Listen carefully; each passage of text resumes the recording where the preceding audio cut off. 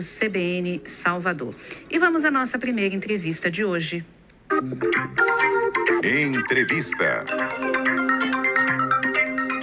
Vou conversar com o Dr. Sam Alcântara, médico psicanalista, e vamos falar sobre depressão. Depressão, que é uma doença grave que atinge a muitas famílias. Vou especificar aqui no Brasil, né? Muitas famílias brasileiras, muita gente que sofre com isso e que às vezes até prolonga muito tempo com essa doença, e muitos chegam até a tentar contra a própria vida. Este que é um problema de saúde pública, mal do século, e a gente vai saber mais sobre essa patologia com Sam Alcântara. Sam, bom dia, é um prazer recebê-lo aqui na Rádio CBN, tudo bem?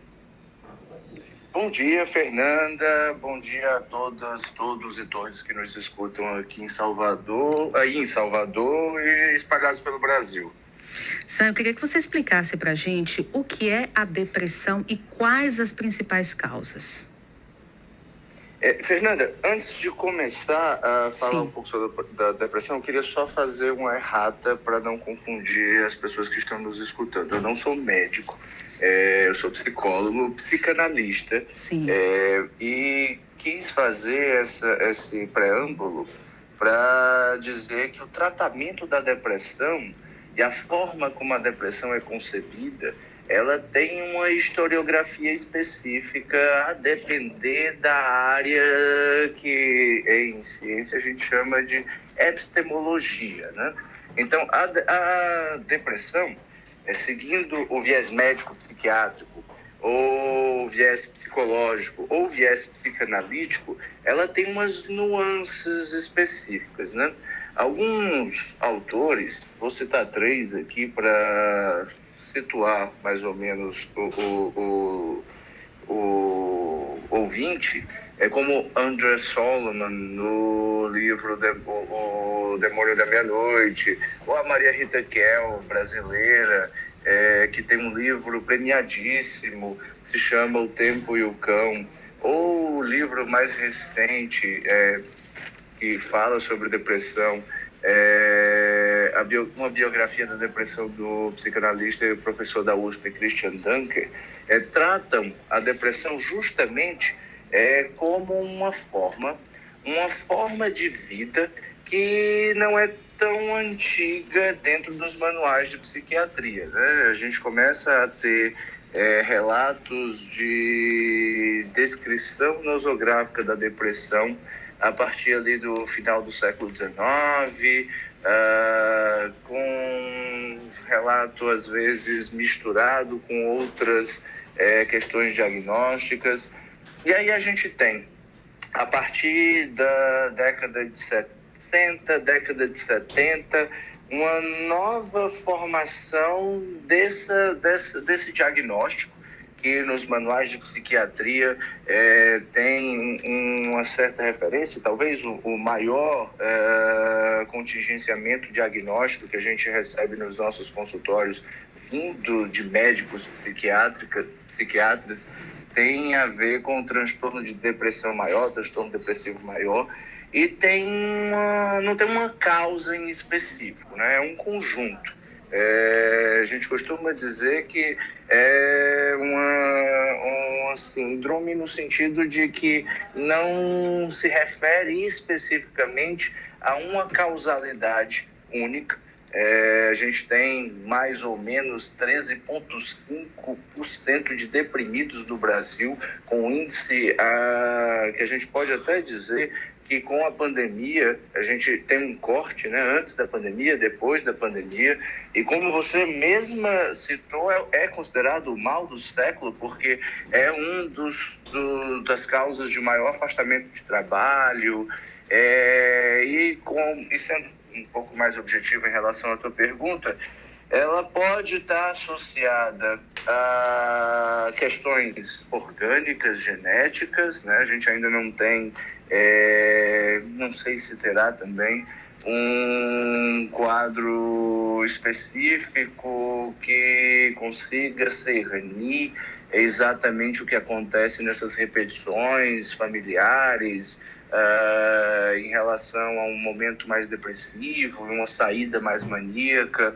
A gente tem o abuso de álcool e outras drogas como também uma causa depressiva. A gente tem a causa social de pressão por desempenho, como também um fator agravante de casos depressivos. Temos também problemas familiares, problemas de abuso, não só de substâncias como álcool e outras drogas, como eu citei, mas de compras. Muitas vezes a depressão ela é confundida porque se acha que o deprimido é aquele que vai ficar em casa sem querer sair, anedótico, sem querer tomar banho, mas muitas vezes um sintoma estresse, de raiva ou de mania compulsiva por compras, por saída, por sexo em exagero, pode ter por fundo uma causa depressiva. Então, ele é muito complexo e que precisa ser analisado caso a caso. Agora, Sam, quais são os tipos de depressão? A gente tem dentro do quadro nosográfico psiquiátrico uma série de diagnósticos depressivos, né? Eu costumo dizer que os transtornos depressivos eles precisam ser tratados dentro de algumas perspectivas, que pode ser a psiquiátrica, né? Com o diagnóstico diferencial, que consegue cernir exatamente o tipo de manifestação depressiva, os riscos que essa manifestação depressiva pode acarretar para suicídio, por exemplo, ou para algum outro tipo de transtorno.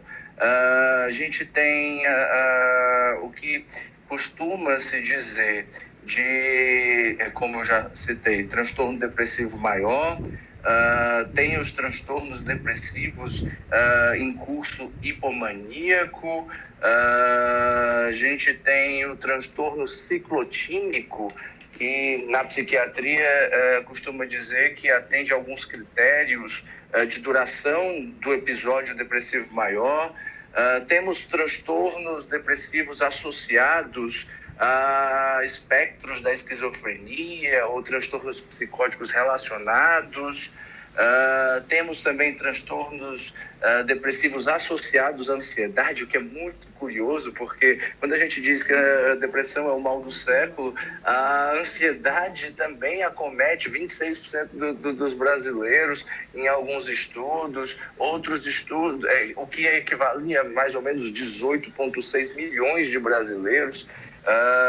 E então a gente tem aí um transtorno associado, né? A gente às vezes não sabe se a depressão vem pela ansiedade ou se a ansiedade vem pela depressão, o que acaba confundindo muito. Tem um transtorno depressivo por uso de substâncias, tem um transtorno depressivo associado ao déficit de atenção e hiperatividade, o conhecido TDAH.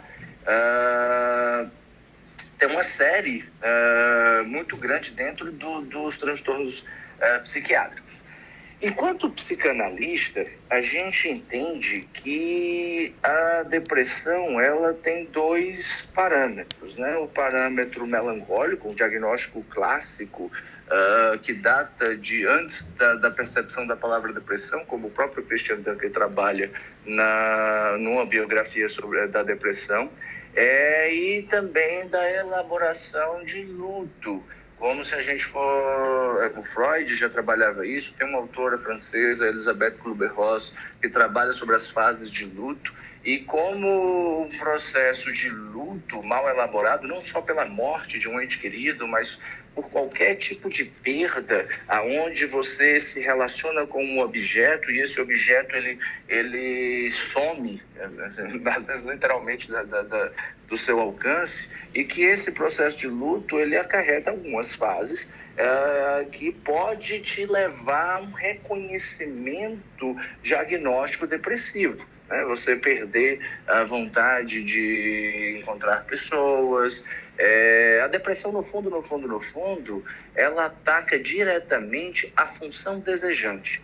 O depressivo é aquele que aparentemente deixa de desejar, ele tem um certo distanciamento do mundo, ele começa a se relacionar com o mundo com uma certa literalidade trágica, onde tudo parece não ter sabor, onde as cores parecem se turvarem em preto e cinza, onde os encontros eles são sempre angustiantes, comer parece não ter tanto prazer, o cuidado de si ele parece desnecessário, já que eu não vou encontrar outras pessoas. Então, tudo isso vai acarretando no processo que a gente conhece como depressivo. Então, tem essas diferenças entre a psiquiatria e os quadros nosográficos de um diagnóstico diferencial do psiquiatra e a forma como nós, da psicanálise, tratamos, né? Agora, óbvio, não é que um esteja certo e o outro errado. A gente trabalha em conjunto. A gente precisa também,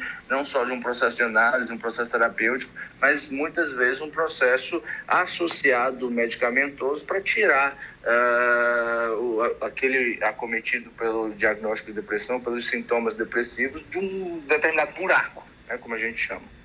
Eu estou conversando com Sam Alcântara, psicólogo, psicanalista, falando sobre depressão. Agora, Sam, tem muitas pessoas que às vezes, no momento em que está passando, né, pela depressão, diz que não sabe o porquê, procura um porquê de estar vivendo aquilo. Como você falou, às vezes não tem vontade de nada, nada tem sabor, nada tem cor, nada faz sentido. E muitas vezes a pessoa fica, mas por que eu estou vivendo essa situação? Por que eu não tenho problema? Estou bem com a minha família, não tenho problema de dinheiro, estou bem no meu trabalho, mas estou vivendo isso, esse momento que eu não quero ver ninguém, que eu não quero fazer nada, absolutamente nada. Muitas pessoas se trancam em casa, né? Não querem ver as pessoas, não quer ter uma vida social. O que explica isso, esse comportamento? As neurociências, de certa medida, tentam explicar isso como um déficit dopamínico ou um déficit de serotonina, né? Boa parte dos medicamentos antidepressivos atacam exatamente esses dois neurotransmissores. Na década de 80 a gente viu surgir propagandas, inclusive nos Estados Unidos tem até hoje, de remédios da felicidade, o antigo Prozac. Hoje temos outros que são mais modernos, atacam não só na serotonina, mas atacam em outros neurotransmissores. E a gente sabe, estudos já mostram, que uma pessoa com a tristeza aguda, profunda, com um certo tempo desse estado depressivo ou desse estado de tristeza, acaba tendo um déficit muito grande desses neurotransmissores. A serotonina em específico. Mas eu me furto a explicar a depressão apenas pela ausência de certos neurotransmissores. A gente, como eu havia citado, tem alguns trabalhos muito importantes e muito sérios, de pesquisas muito sérias, que apontam que a depressão, como um quadro diagnóstico que envolve esses sintomas de dessabor, desprazer, desesperança, tem muito a ver com uma certa relação social, uma certa relação do olhar sobre si e das dinâmicas de produtividade. Por exemplo, a gente vê muitos adolescentes entrando em depressão, com ideação suicida, relacionando isso à forma como os seus laços sociais são estabelecidos dentro da escola, dentro da família, das exigências acadêmicas dentro da escola, ou, por exemplo, quando a gente vai para jovens adultos, ou até pessoas mais maduras, de 40, 50 anos, que desenvolvem quadros depressivos associados divorciados, há uma relação familiar falida, há uma relação financeira complexa, há uma relação de dessabor do ambiente de trabalho, onde você está constantemente sendo exigido a um grau de produtividade que o nosso tempo, esse tempo digital, onde a gente está o tempo inteiro na internet, nas redes sociais, olhando para a vida dos outros como sendo uma vida sempre melhor, como se eu tivesse que escrever aqueles artigos, entregar aqueles relatórios, sempre crescer profissional e financeiramente para usufruir daquelas viagens que a gente vê de outras pessoas postando no Instagram, por exemplo. Então a depressão, ela tem esse quadro. Ela é literalmente um quadro, como uma pintura na parede, onde você tem as bordas, as molduras, e que aquele quadro que vai sendo imprimido, aquela imagem que vai sendo impressa e pintada naquele quadro, é uma imagem de sempre menos-valia, como se a vida do outro, a forma do outro, a forma como eu me estabeleço nas minhas relações não tem tanto valor. E a gente vê dentro desse quadro em específico que acompanha o nosso tempo atual, esse tempo de hiperaceleração, esse tempo de somos bombardeados o tempo inteiro por informações trágicas, onde eu preciso produzir, vai levando algumas pessoas a ter um quadro de tristeza profunda, de dissabor e de abandono do prazer. Eu estou conversando com Sam Alcântara, psicólogo e psicanalista, falando sobre depressão. Sam, eu preciso dar um tempinho, vou chamar o trânsito e a gente volta com